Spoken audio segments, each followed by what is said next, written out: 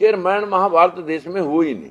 ये तो पुष्यमित्र शुंग ने 10 राजाओं की वंशावली मौर्य वंश को खत्म करके, उसके दरबार में लेखक था, लड़की की शादी राजा से करके सेनापति का खिताब लिया, सेना अपनी पर ली और राजा का कत्ल कर दिया और वहां से अयोध्या आके बसाई 184 ईसा पूर्व, यानी 2200 साल पहले अयोध्या बसी। किस किस वंश ने उस पर राज करा? शुंग वंश ने स्टार्ट किया, अयोध्या बसाई थी शुंग वंश ने। और उसके बाद जहाँ कुषाण वंश है, जहाँ गुप्त वंश है, जहाँ पाल वंश है, जितने भी वंशों ने राज किया उसका हिस्ट्री में वर्णन है। वहां कहीं राम की जो अयोध्या बसने से पहले, अब जब अयोध्या में जन्म हुआ तो उससे अयोध्या बसने से पहले तो राम नहीं आए होंगे। लेकिन हकीकत में पूरे देश के अंदर 4 करोड़ मंदिर हैं। देश के अंदर वर्ल्ड लेवल की 4 यूनिवर्सिटियां हैं नहीं। 15 लाख करोड़ रुपए का बजट हर सालाना लोगों की जेब से उठ करके मंदिरों में चला जाता है। और अब तो सरकार कह रही है कि मंदिरों के महंतों को उनको तनख्वाह भी दी जाए। देश के अंदर अगर सरस्वती लक्ष्मी पूजा से धन और ज्ञान आना था तो फिर वो सारा हमारे भारत देश में आना चाहिए था।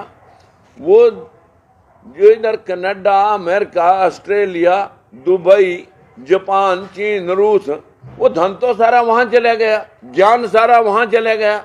जितने मोबाइल, लैपटॉप या जितने भी टेक्नोलॉजी है वो सारी जापान की है। 70% देश में, दुनिया के अंदर। चीन तो मल्टीप्लाई करके सारे विश्व के बाजारों में उतरा पड़ा है। हम यहाँ सरस्वती लक्ष्मी की पूजा करके अपने दिल बढ़ावे कर रहे हैं और विश्व जो है ना कहाँ का कहाँ पहुंच गया। हम चाहते हैं कि देश के अंदर इतने देवी देवता 33 करोड़ थे, सारे बार ये देश गुलाम होया, कभी मुगलों का, कभी आर्यों का, कभी अंग्रेजों का। इसी पर चीन के आक्रमण है, इसी के ऊपर जो है ना सारे आक्रमण इसी पे हुए। वो क्यों हुए कि यहाँ के लोगों ने पत्थरों की पूजा करवा दी, पेड़ों की पूजा करवा दी, नदियों नालों की पूजा करवा दी, गरुड़ों घुगियों की पूजा करवा दी, मानसिक गुलाम बना दिए। और ये मानसिक गुलामी ही इस बैकवर्ड के 85% लोगों को पशु बना करके इस्तेमाल वो लोग, चालाक लोग कर रहे हैं, जो लोग हुनरमंद हैं कि किसको कैसे गुमराह किया जा सकता है। यहाँ पर 2 विचारधाराएं हैं, एक अंबेडकरवादी बराबरी की विचारधारा, एक मनुवादी विचारधारा, जिसमें कुछ लोगों को बाकियों को नीच बनाना है और मुट्ठी भर श्रेष्ठ बनने हैं। कौन से हवाई जहाज और इन्होंने लोगों ने वो बना दिए लैपटॉप और टीवी, मोबाइल, जिससे हम उनको श्रेष्ठ माने। सुप्रीम कोर्ट में 9 सितंबर 1976 को ललई सिंह यादव की किताब का इलाहाबाद हाई कोर्ट ने उसको सही मानना था, जिसमें उसने कहा था कि अगर सूरज को कोई खा सकता है, मैल से बच्चे बन सकते हैं, 10 सिरों वाला आदमी हो सकता है, आदमी की गर्दन के ऊपर हाथी की गर्दन लग सकती है, तो आज क्यों नहीं? अगर गरुड़ घुगियां, कौवे, पक्षी बोलते थे, समुद्र बोलते थे, तो अब क्यों नहीं, जब साइंस टेक्नोलॉजी इतनी आगे बढ़ी। ये तो सुप्रीम कोर्ट ने अंधविश्वास का चीरहरण इलाहाबाद हाई कोर्ट ने किया। हमारे देश के सुप्रीम कोर्ट के अंदर भाषा विभाग, पुरातत्व विभाग, आर्कोलॉजिकल डिपार्टमेंट और लैंग्वेज डिपार्टमेंट दोनों ने हल्फनामा दे रखा कि रामायण महाभारत का देश के अंदर कोई ऐतिहासिक तथ्य नहीं है। अब बताइए, वो मैंने नकारा या सुप्रीम कोर्ट में एफिडेविट देने वालों ने नकारा? मैंने कभी जिंदगी में मंदिर नहीं गया, श्री राम का नारा नहीं लगाया। मैं तो फूले साहब का अनुयायी हूँ और मैं जो है ना गौतम बुद्ध की विचारधारा से अभी भी मेरी मतलब जो है ना विपसना केंद्र से लौट के आया। मैं कभी आडंबर में, धर्म क्या है?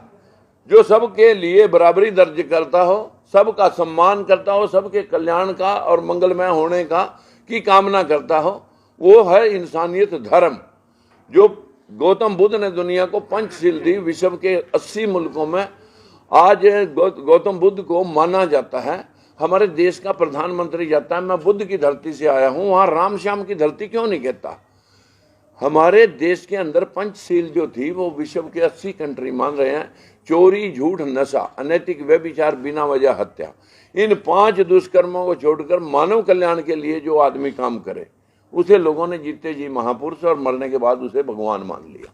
ऐसे ही कबीरदास हैं, ऐसे रविदास हैं, ऐसे गुरु नानक देव हैं, ऐसे गुरु गोविंद सिंह हैं, ऐसे ही सोक्रेटिस हैं, ऐसे ईसा मसीह हैं, ऐसे मोहम्मद पैगंबर साहब हैं। जितने भी भगवानों का मान रहे वो सब इंसान हुए। अगर ये इंसान हुए तो इनका भी इतिहास होना चाहिए था। तो इसलिए हमारा मानना है कि हम ऐतिहासिक तथ्यों के ऊपर बात करें। और इस देश की गरीबी का मूल कारण है अंधविश्वास। सत्ता हथियाने के लिए एक अच्छा मुद्दा है, क्योंकि भावनाओं से खेलना, और जब उनके ऊपर कोई व्याख्यान करता है तो इनकी भावनाओं को चोट लग जाती है। हमारी भावनाओं को कभी 4000 साल में चोट ही नहीं लगी, न 73 साल की आजादी में चोट लगी।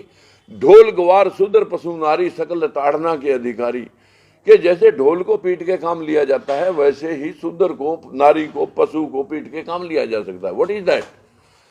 फिर दूसरी बात, पूज्य विपर चाहे गुणहीना, मत पूज्य शूद्र को चाहे गुणहीन। कितना भी गुणवान हो, शूद्र पूजनीय नहीं है। सिर्फ पूजनीय वो है जो ब्राह्मण कुल में पैदा हो गया, चाहे कितना भी मतलब गुणहीन क्यों ना हो। बताइए क्या शास्त्रों ने की, इंसानों ने लिखे ये शास्त्र अपने पक्ष को रखे।